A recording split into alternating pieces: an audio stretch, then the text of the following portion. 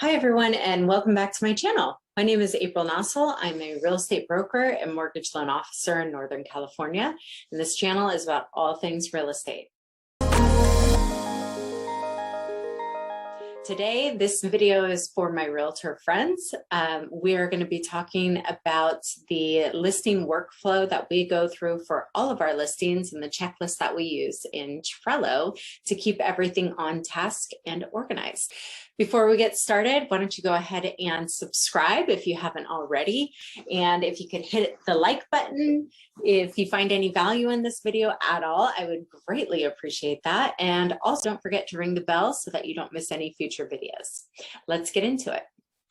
So in order to keep all of our listings running smoothly and make sure everything is done on time and that nothing falls through the cracks, we use a project management platform called Trello.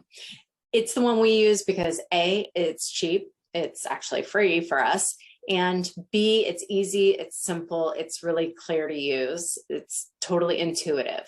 So for us, it works, but you can use any project management platform. There's Monday, Asana, I know there's a whole bunch of others. For us, Trello works. So I'm gonna go ahead and I'm gonna share my screen with you so that you can actually see everything up close and personal. This is our listing template board. So what we do is we take this template every single time, and when we have a new listing, we create a new board with it, and it just copies all of these cards and lists over, and we just change the name up here. We title it whatever the property is so that we can see all of our boards at one time. We can see all of our different listings, all of our different active buyers at one time. This board in particular is shared between my assistant and I. And that is the LP that you see up here. That's for Laura, my assistant. And all of these cards that have her initials on it are tasks that she's responsible for taking care of. The other ones that have my picture, those are my tasks that I'm responsible for. So as you can see, she does a large amount of the actual listing prep, the behind the scenes work on these listings, and gets everything done really smoothly because we've got this task list that's already in here. Everything's broken down into steps. Even on a lot of these cards, as you'll see, we have all the verbiage in there. So all she has to do is copy it, paste it into an email and send it. So let's get started. We've got it divided up into 4 different categories. So it's chronological. Of course, the first category being here, the pre-listing information. These are all of our pre-listing tasks. The next section over, we have the showing period. So once we're on market and we're starting to show people, that's the task that we do during the showing period. Next up is the escrow period, when we've got an accepted offer and we're moving forward with getting it closed and getting the transaction complete. Our final column here is the post-closing checklist. These are everything that we do to make sure that we're compliant and that we're doing all the proper marketing, any closing items that we need to do for this property. So let's go over to the pre-listing checklist first, and we're just going to run through them all. The very first thing we do is ensure that all of our clients' data is accurate in our CRM. We've got to make sure that we have our clients' names spelled correctly, that their phone numbers are in there, their address are in there, the tag is correctly applied so that we can keep track of all of our customers over however many years. The next thing up is the listing agreement. And I've got a few sub checklist items under this just because these are things that we tend to miss when we're filling out our listing agreements. So we've got just a couple random little things that somehow always get overlooked because they're tiny little boxes on this big contract. So as you can see in Trello, if you check off all of these items, we make sure that all of these are done, it'll change this card to green. And then we know that that card's done. By the time we're done with the whole transaction, every single card on here will be green. And also I should note that when we first open up our Trello board with a new listing, Laura goes in, she'll assign a date to each of these cards. And we've got another template that we use to assign the dates. So she knows exactly what date to put on each of these cards so that we are staying on our timeline. Okay, so after the listing agreement is signed, we're going to create a net sheet. Generally, we get those from the title company, send it over to our clients so that they know what to expect, what they're actually going to cash out with and walk away with when we're all said and done. No surprises. The next few items are all about getting the house picture ready and ready for all of our marketing. So we're going to schedule photography, schedule staging, schedule the drone footage, schedule the Matterport. For those of you that don't know, Matterport is a 3D walkthrough tour. And in this post-COVID climate that we're in, we find that this is a really important marketing feature because it allows people to actually like go through the house and look into every little nook and cranny without actually having to step foot physically in the house. So it keeps down on kind of like all the COVID touch points.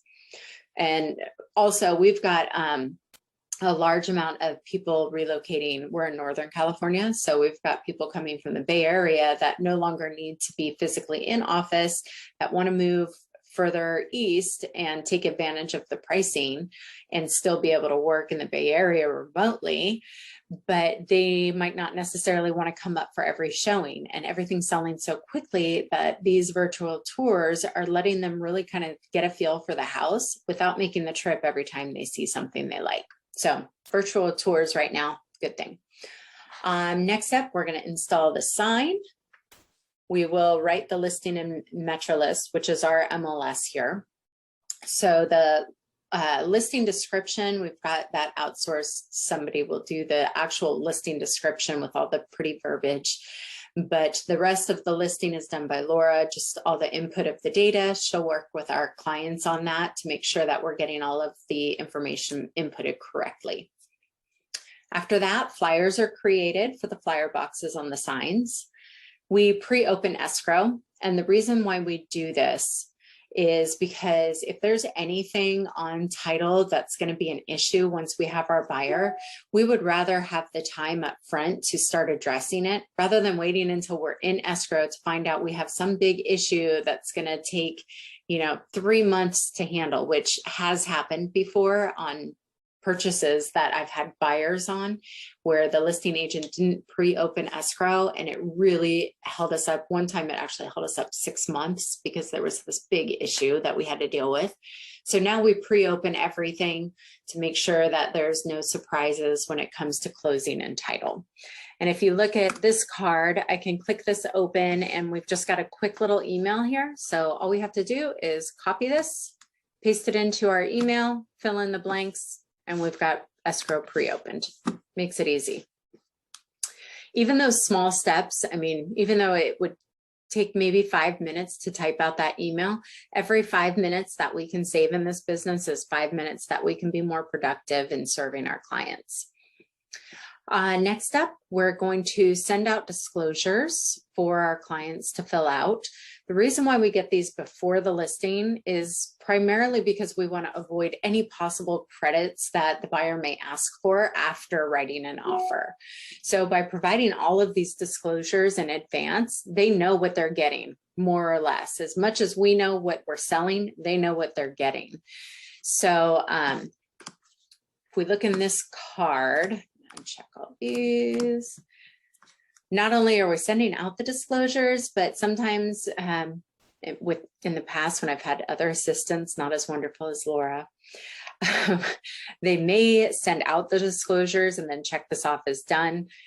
I found that I needed these extra check boxes to make sure that the disclosures came back and that they were completed fully. We don't want one missing checkbox and then to not find out about that until we send it off to the buyers and they say, oh, wait a minute, we need this box finished. And then we have to upload the packet again, send it back to our sellers to get it checked and initialed.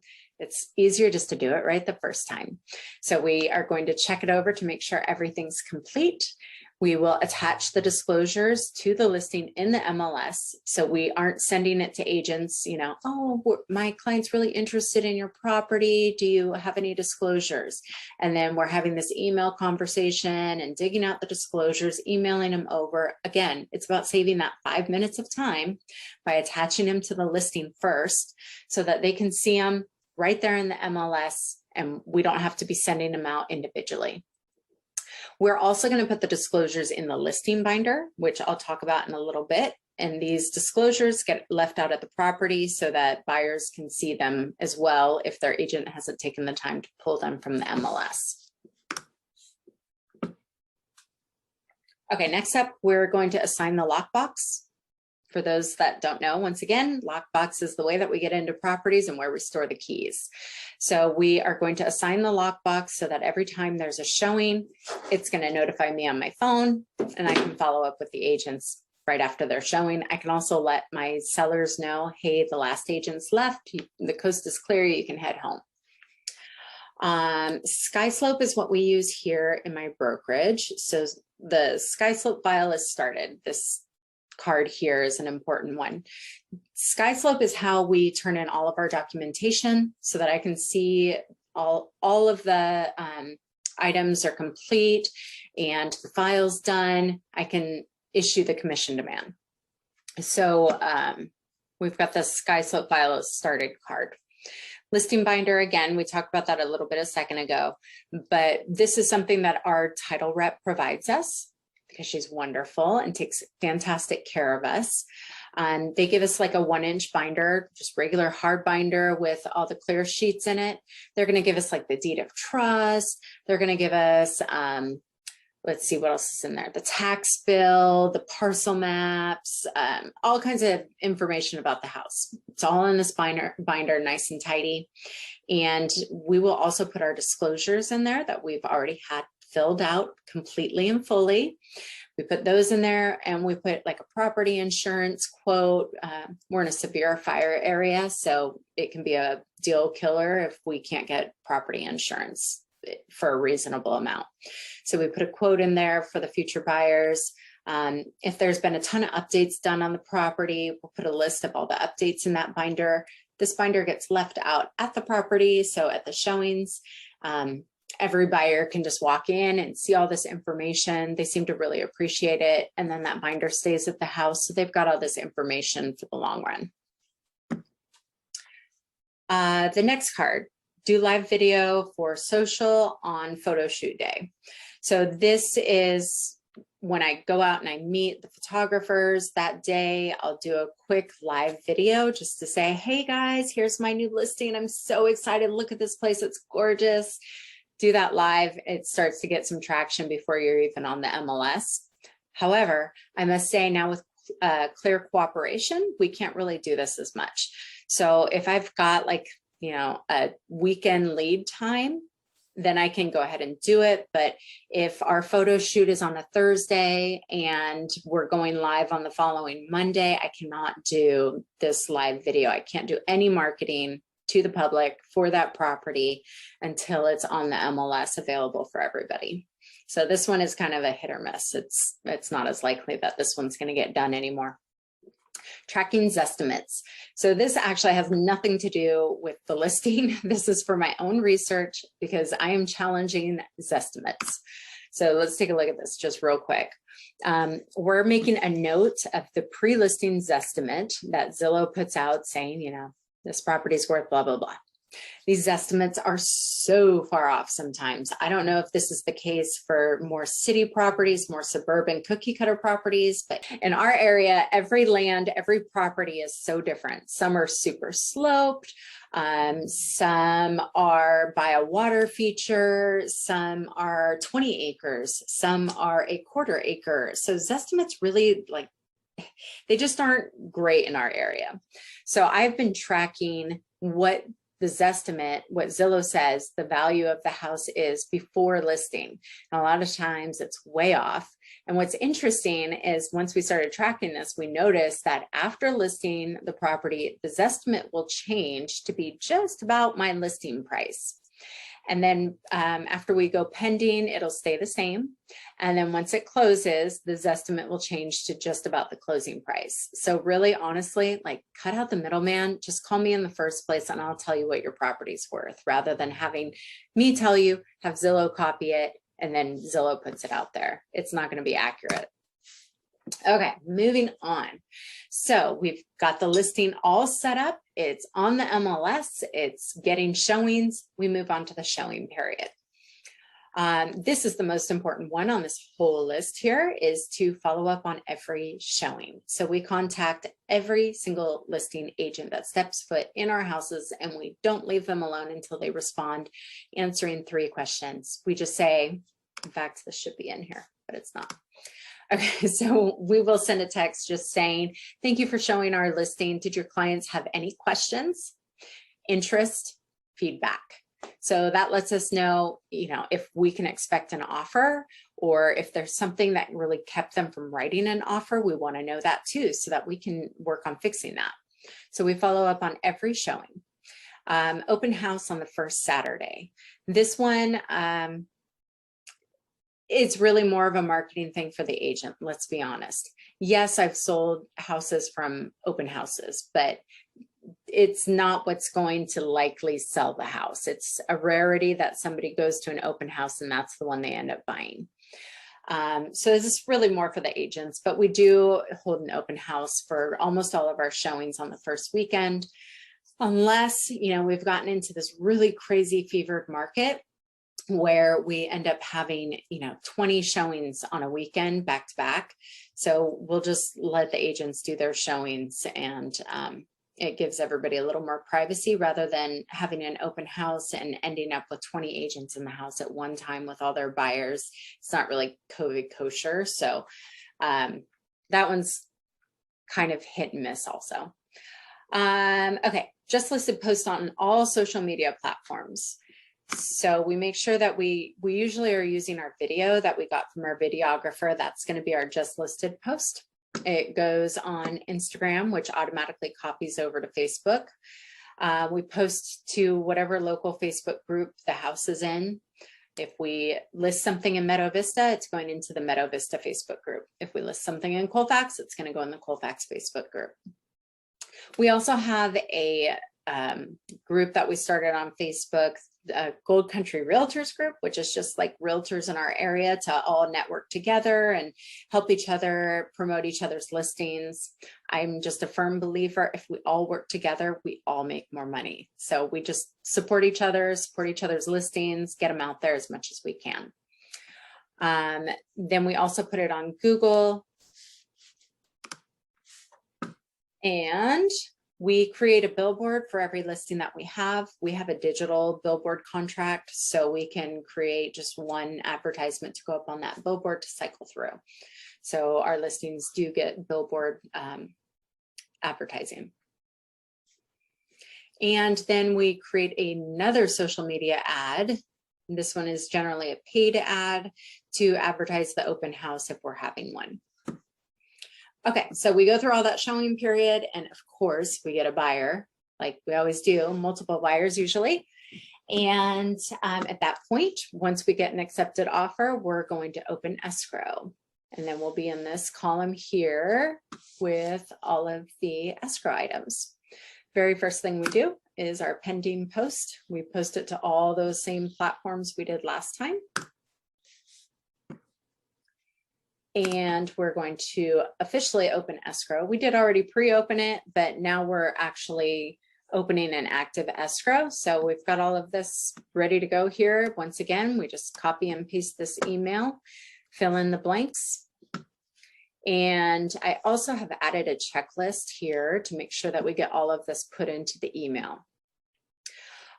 We're going to do the opening email, including the escrow officer, both agents, and the lender. So at least 4 people on that email. We're going to make sure that we attach the purchase agreement and all counter offers, being sure that they are fully executed before we send them over. We don't want something missing initials and having that document go back and forth. Again, that's a waste of 5 minutes. We don't have 5 minutes to spare in this business. The next thing we will do, I should also say down here, this timeline, we're going to include that in that first email as well. And in a separate email, if we have another agent on the other side of the transaction and I'm not doing dual agency on it, we're going to send our client's contact info separately. We don't want the other agent to have direct communication with our client. So we send that in a separate email over to the escrow officer so that they can reach out to the client. This card should be up here. This is the timeline that I just talked about. Laura will create this timeline based on a schedule of dates and the contract about when inspections are due, the loan contingency, appraisal contingency, and the close of escrow.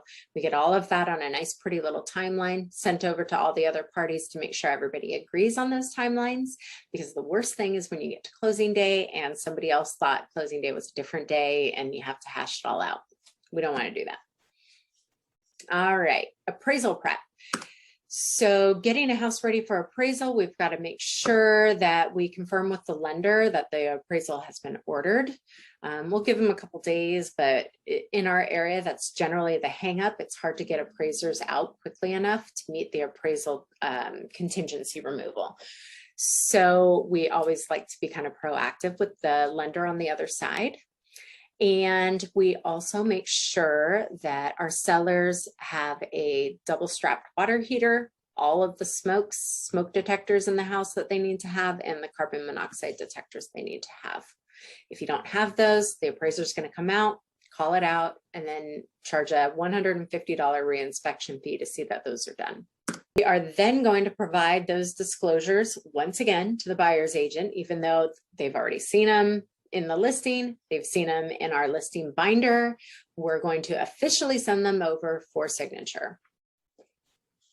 After that, we're going to schedule any seller inspections that need to be done. So say the contract dictates that the seller is going to have the septic pumped. We'll set that up and schedule that so our sellers don't have to handle any scheduling at all. They're not going to touch it. We'll schedule it all and take care of it.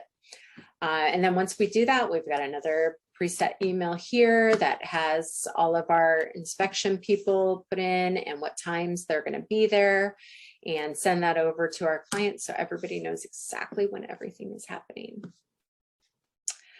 At some point, we expect to receive and then negotiate a request for repair. This is a rarity, honestly, in one of our listings. A, because we've already disclosed everything way up front, so there's really not much they can ask for credit for. B, we usually negotiate that the sale is as is and that no credits will be provided in one of our counteroffers. So we're going to expect to get if we get a request for repair, we're going to negotiate that and make sure that we've got that line item taken care of. In the contract, we're going to make sure that we've got the confirmation initials. And actually, while I'm in here, I'm going to move this up because this should be happening first. These are just little initials that go at the very bottom to confirm that the last party has received the fully executed contract back. A lot of times that confirmation initial doesn't happen, so we like to confirm that here. Ordering the closing gift is one we have to start thinking about while we're in escrow, because we want to make sure it's tailored to our clients. We're going to change the MLS status to pending bring backup. In our area, we have two options: pending and pending bring backup.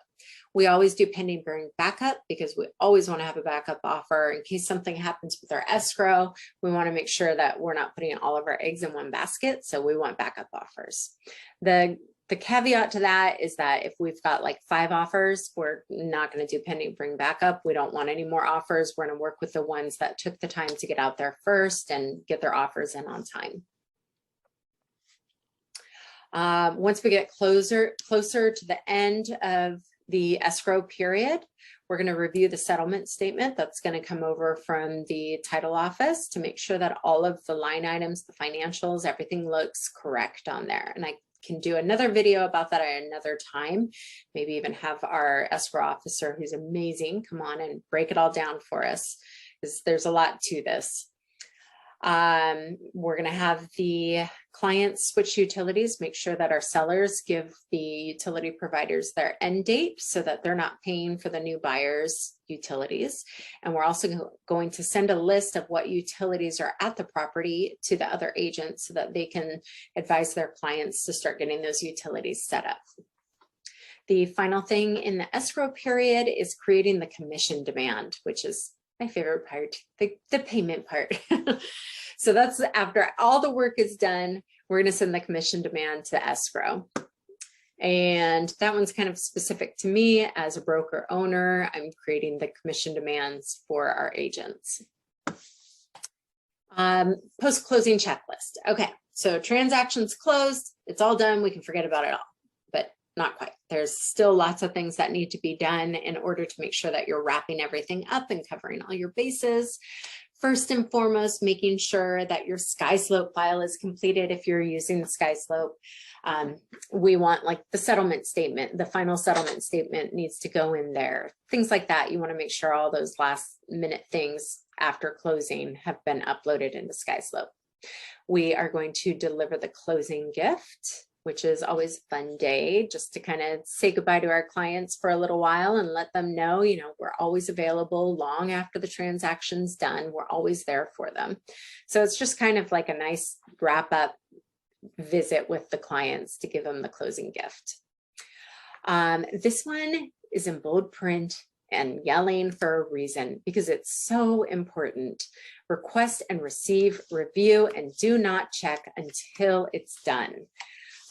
We've got all the links right in here. So we kind of alternate between the different platforms to request a review on. So that way we've got them kind of all over the place. We don't want, you know, 50 reviews on Zillow and 0 on Facebook, for example. So we send out different links and we'll just copy this, paste it into a text or into an email, and we will continually ask until we get the review.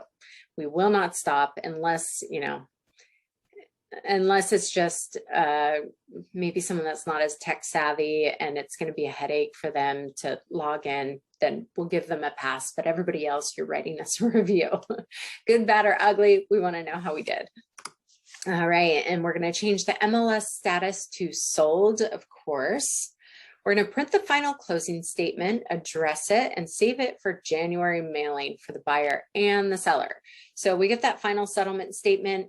That's all the information that you need for your taxes to, you know, write off all the different fees that you were charged for the sale.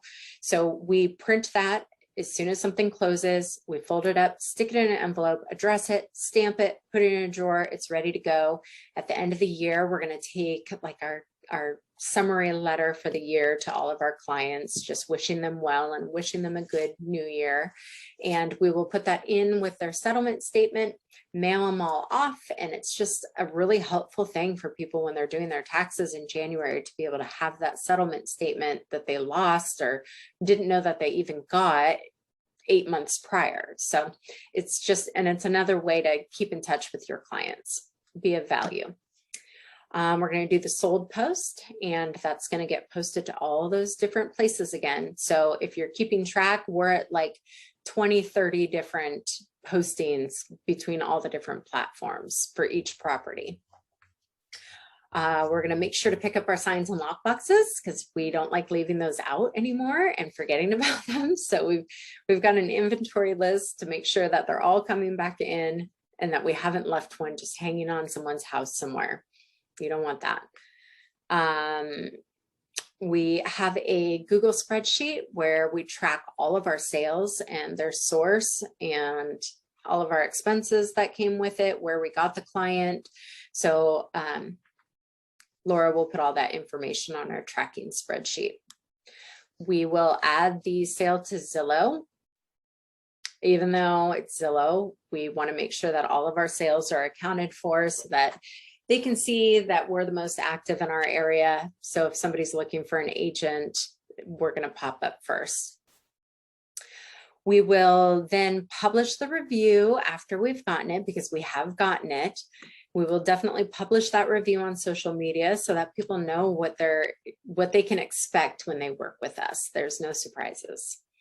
And the last thing that we will do is send a postcard to the entire neighborhood, usually about 200 houses, letting them know that we sold it and what it's worth, and letting all the neighbors know that we are happy to come over and give them a value estimate for their home. I hope all of that information was helpful for you. I know it's like drinking from a fire hose. So if you have any questions at all, feel free to drop them in the comments below. If you still haven't subscribed and hit the like button, don't forget to do that before you go. And if you have any other questions you want to talk to me more about, then feel free to also DM me over on Instagram at April_Noessel. Thank you so much. I hope you all have a wonderful day, and thank you for your time watching. I'll see you next time. Bye-bye.